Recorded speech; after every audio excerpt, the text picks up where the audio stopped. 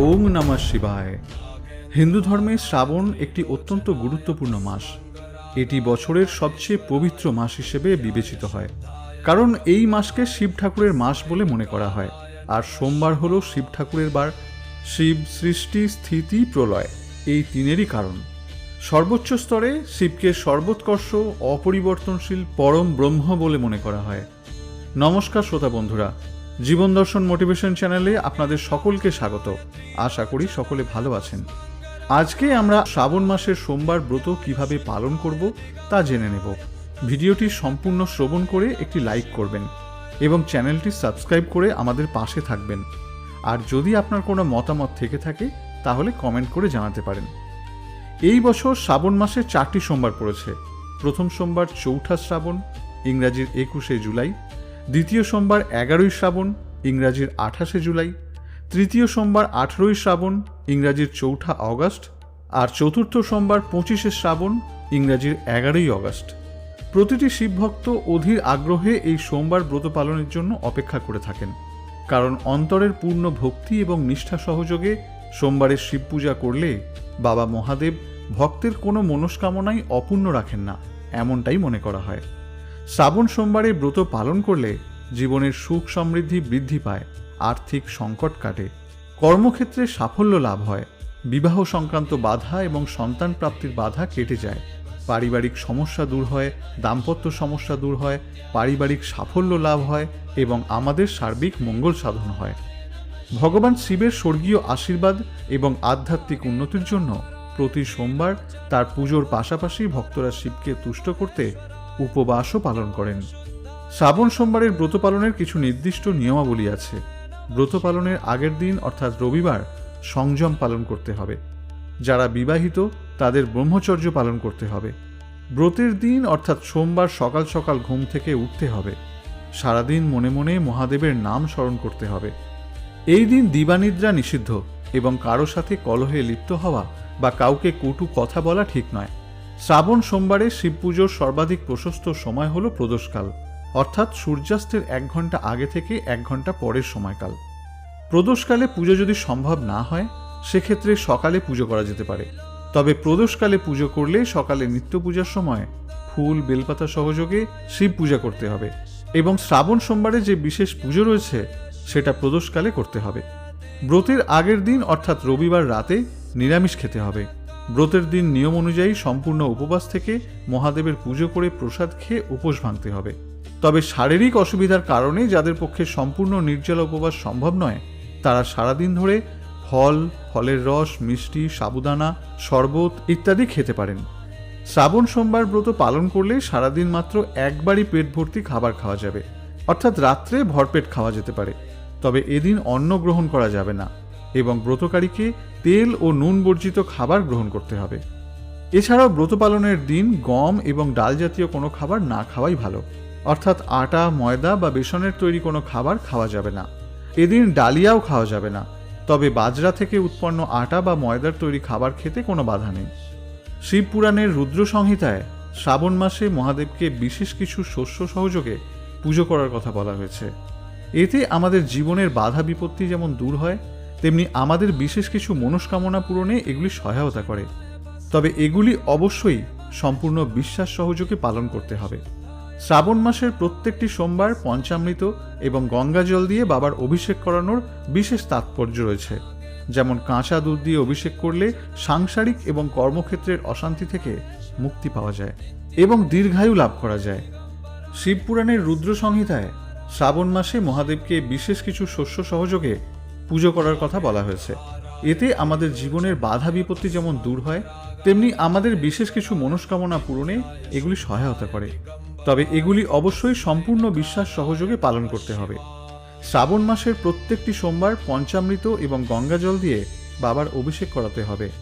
পঞ্চামৃতের উপাদানগুলি হল কাঁচা দুধ, টক দই, ঘি, মধু এবং শর্করা অর্থাৎ চিনি বা বাতাসা।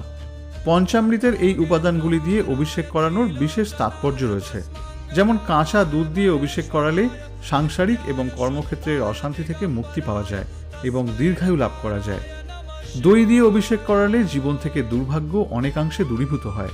বিশেষ করে গ্রহ সংক্রান্ত সমস্যা বেশ কিছুটা কাটিয়ে ওঠা যায় যারা দীর্ঘদিন কোনো শারীরিক অসুস্থতায় ভুগছেন তারা গাওয়া ঘি দিয়ে শিবলিঙ্গের অভিষেক করালে সুফল পেতে পারেন।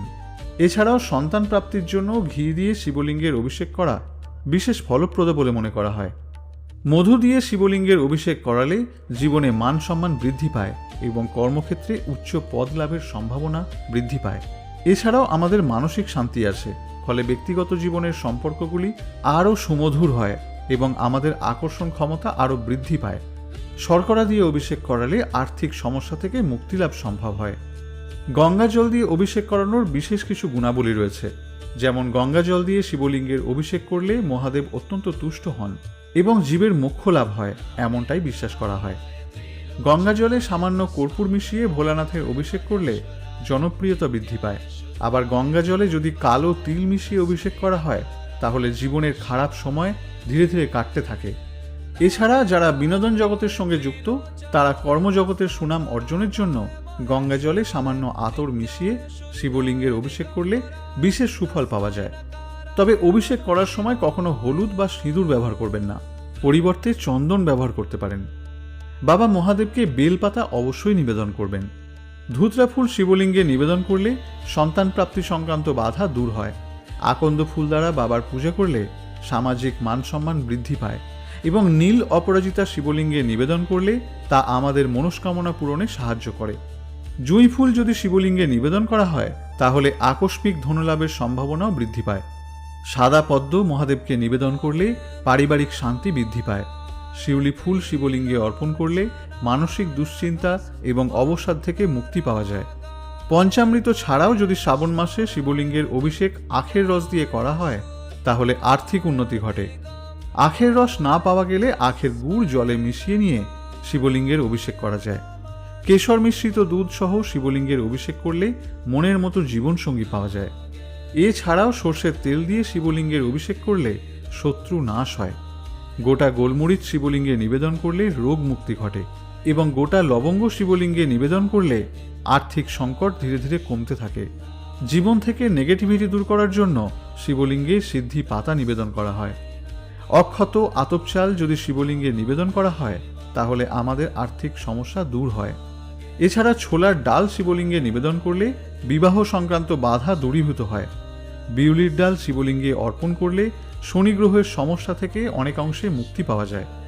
মহাদেবকে দূর্বা নিবেদন করা যায় কিনা তা নিয়ে দ্বিমত আছে।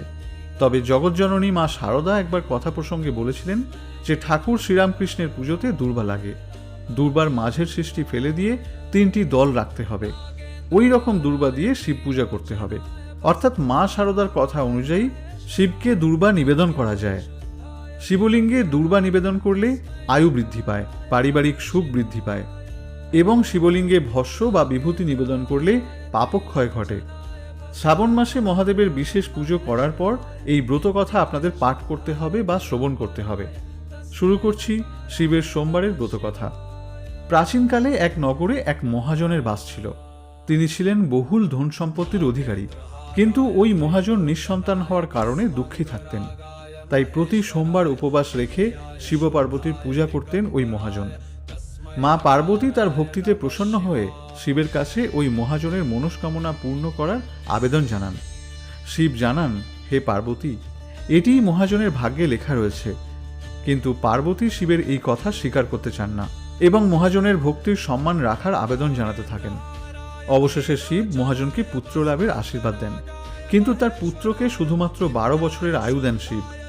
এই কথা শুনে মহাজন না তো আনন্দিত হন না দুঃখ পান, কিন্তু তিনি শিবের পুজো বন্ধ করেন না। নিয়মিত সোমবারের উপবাস রাখতে থাকেন এবং ব্রতকথা শুনতে থাকেন। শিবের আশীর্বাদে মহাজনের ঘরে পুত্র সন্তান জন্মগ্রহণ করে। ছেলে 11 বছরের হয়ে গেলে মহাজন তাকে কাশীতে শিক্ষা গ্রহণের জন্য পাঠান। মামার সঙ্গে কাশীর উদ্দেশ্যে রওনা দেয় মহাজনের ছেলে। মহাজন নিজের ছেলেকে কিছু মোহর দিয়ে বললেন, পথে যজ্ঞ করো, যেখানে যজ্ঞ করাবে সেখানে ব্রাহ্মণদের ভোজন করাবে এবং দক্ষিণা দিয়ে অগ্রসর হবে। 2 মামা ভাগ্নে এইভাবেই যজ্ঞ করাতেন এবং ব্রাহ্মণদের দান দক্ষিণা দিয়ে কাশীর দিকে অগ্রসর হতে থাকেন। পথে এক নগর আসে। সেদিন সেখানে রাজার কন্যার বিবাহ হচ্ছিল, কিন্তু যে যুবরাজের সঙ্গে রাজকন্যার বিবাহ ছিল সেই পাত্র ছিল অন্ধ। যুবরাজের বাবা নিজের ছেলের এই প্রতিবন্ধকতার কথা লুকিয়ে যাওয়ার জন্য একটি ফন্দি আঁটেন। মহাজনের ছেলেকে দেখে তিনি মনে মনে ঠিক করেন, এই ছেলেকেই বর সাজিয়ে রাজকন্যার সঙ্গে বিবাহ করিয়ে দিই। বিবাহের পর মহাজনের ছেলেকে অর্থকড়ি দিয়ে বিদায় করে দেব এবং রাজকুমারীকে নিজের রাজ্যে নিয়ে যাব। এরপর মহাজনের ছেলেকে পাত্রের বস্ত্র পরিয়ে বিয়ের আসনে বসিয়ে দেওয়া হয়।